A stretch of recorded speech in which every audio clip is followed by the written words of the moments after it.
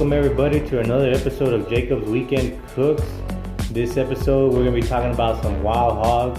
I recorded this video about 3 weeks ago and I'm barely doing the video, the editing and everything now. I forgot to do a review portion at the end of the video like I usually do, so all I could think about was that it was delicious because I did not throw it away and nothing went to waste. Where did I get the wild hog? I guess if you got any questions, I got the wild hog. I got it from my neighbor. He got I guess killed the wild hog, took it to get processed, and was bringing it back home to put in his freezer storage. And I was outside grilling, and he's like, "Hey man, you want to try cooking something different?" I was like, "Okay, cool. What you got?" And he's like, "Hey, I got this wild hog. I'll give you the front leg because it's a smaller leg, so you can try it. If you don't like it, you don't like it. If you do, you do." So I was like, "Okay, cool." Brought it home, and thank God for a food saver, right? Because it saved the meat. I put it in the food saver bag, put it in the freezer, and froze it. Well, the following week was my birthday, and then the following week after that, I ended up going to work in a different part of Texas. So it sat in my fridge for like 2 or 3 weeks. Anyways, long story short, brought it out, started prepping it up, and cooked it up. From what I've been told by a lot of friends and co-workers and such, is that what they do with a wild hog is they'll wrap it up in bacon, cover it in sauce, and then cook it, right, and just baste it throughout. But I wanted to try something different because I wanted like a Cajun flavor, and to put the bacon on there and all that, it's not gonna work for me, right? Anyways, what I did was I covered it up in olive oil and then put the seasoning on there. The seasoning I used was a Blackstone Crazy Cajun from Walmart, and yeah, it turned out pretty good. My thought process behind it was to heat it up to a real high temp in the smoker, which I was gonna get about 450, and let it crisp the exterior. And then once it got crisp, bring the temperature back down to about 250, 275, and let it smoke. For the smoke, I believe I used the pecan wood and cherry wood, but I'm not 100% certain as it's been already a couple weeks. But it all turned out very good. The crispiness on the exterior, it didn't hit as much. Maybe I should have ran it a little bit hotter, maybe in the 500s. But my little pit, I don't want to run it too hot because it doesn't have very much material to handle that kind of heat. But all in all, it ended up pretty delicious. I treated it like I would a pork butt. What I did was I took it to an internal temp of 160, and then at 160 I wrapped it up in foil and took it to about 195 to 200. I'm not too sure on that ending temp. I didn't want to go higher because I was worried that it was going to overcook and get tough and dry. So I stopped it right there, brought it out, let it rest, and then cut into it. And man, when I cut into it, it looked rather delicious. I was worried, to be honest with you, because I've never had wild game, so I didn't know if it was gonna have some off flavor, something like nasty. But my wife's like, "Hey, let's try it." Okay, here we go. Close the eyes, close the nose, and let's go. Tried it. Oh man, it has no. If I were to give you a plate of pork from the store and pork from the wild hog that I had, you would have never known the difference. That's how, I guess, similar the two taste. So I guess if you're ever in a crunch, like right now we're in a quarantine, and you happen to see a wild hog on the side of the road, hey, don't say I told you to do this, but hey, if it were to get run over by accident, go ahead and run it over and then take some meat home. You know what I'm saying? Because everybody's got to do what they got to do to get that meat, right? Anyways, yeah, it was pretty delicious. I was amazed at the flavor. What I did with it, I did my typical thing. I put it in tacos. That's what I'm gonna do. Put tacos. If I like it in tacos, then I'll try something else.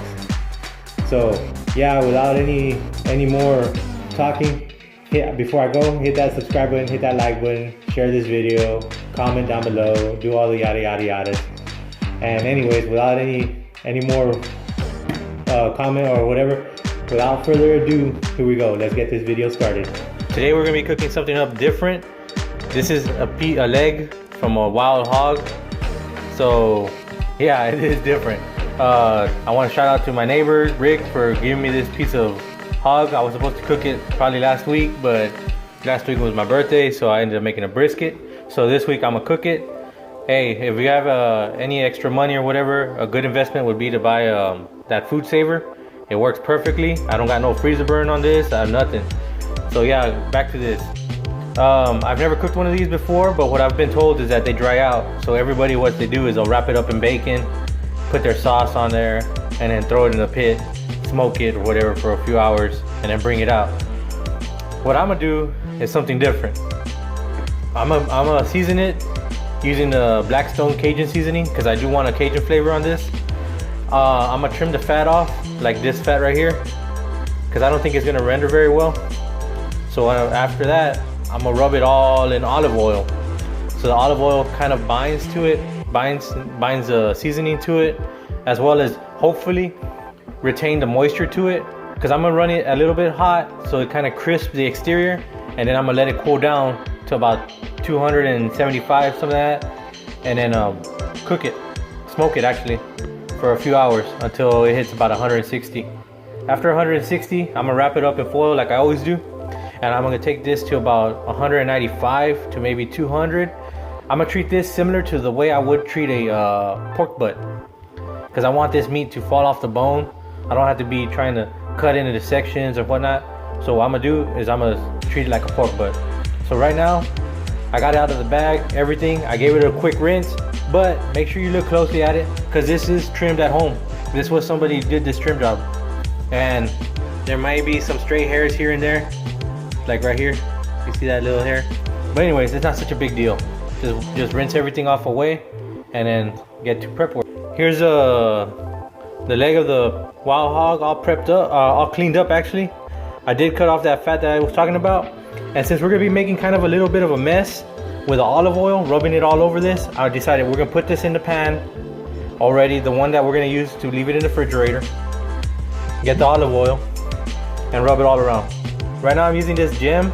I know it's not really high dollar stuff, and I know there's not very much, but you don't need very much olive oil. You just need to be able to give it a nice sheen all over, so it allows the Crazy Cajun, which is from Blackstone, to bind to it. And then once we do all the seasoning, get it all nice and covered, we'll flip it around, do the same thing to the other side. Once that's done, we'll sit it inside the fridge and let it sit for a couple of hours while you get the fire started. You could do this 24 hours in advance, but I forgot about it, to be honest with you. And I took it out of the freezer too late, so I had to wait an extra day for it to defrost. But yeah, that's what we'll do. Let it sit for a couple hours, let them flavors of the seasonings absorb, and then we'll take it outside. Here we are, finished up seasoning both sides. You can see that Crazy Cajun introduces this nice red color, and it smells absolutely delicious because that Cajun smell, that spices.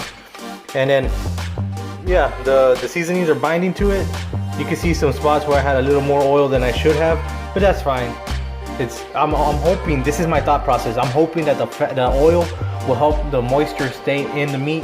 Like I said, I'm gonna bring this up at a high temp in the beginning to kind of crisp that exterior. So I'm saying about maybe 400, 450. Run that for a few, I don't know, maybe an hour or so. Once it hits at 450, let that fire come back down. And then we're gonna bring it like around 275 and let that smoke introduce into the meat, which is gonna be, I'm gonna use pecan wood with maybe cherry wood or apple, because I do want some fruit woods in there since this is pork light meat, so it can get some of that sweetness into it. So yeah, I'm gonna put this in the fridge, let it sit for a while, get that fire ready, and we'll take this outside. Okay, we finally hit 160 degree internal temp on the pork leg. Look at that. Got a real nice mahogany color. It looks like it got a nice good char on the exterior. So right now what we're gonna do, we're gonna wrap it up in foil, and we're gonna take this to 195 degrees. Okay, we got the Texas crutch in place. I like that name. And yeah, we did climb a couple of degrees, actually 3 degrees while we were wrapping. So that means we're going still forward. As long as it doesn't drop, we're okay. So like I said, we're gonna take this to 195 degrees, and then we'll bring it out, set it in a cooler, let it rest for about maybe 30 minutes or so, seeing as it's a smaller piece of meat. And then we'll bring it out and cut it. So all we gotta do is finish off this last little bit. Hit temp on the pork leg. Actually, I passed by 3 degrees, but that's fine. So right now I'm gonna take it out, set it on this rack, and then we're gonna take it inside and let it rest. I'm figuring about 15 to 30 minutes of rest time. But let's see, let's look at this bad boy. Oh man. Look at this. It's already falling apart over here on this side. So let me pull out the probe. Yep. Let's see. Yeah, tender meat. Falls apart. It's just, I've never worked with this kind of meat before, so I'm not too sure as to what the texture should be. It does feel tough right here in this portion, but I'm gonna take it out, put it on the cutting board, and then we're gonna start chopping it up.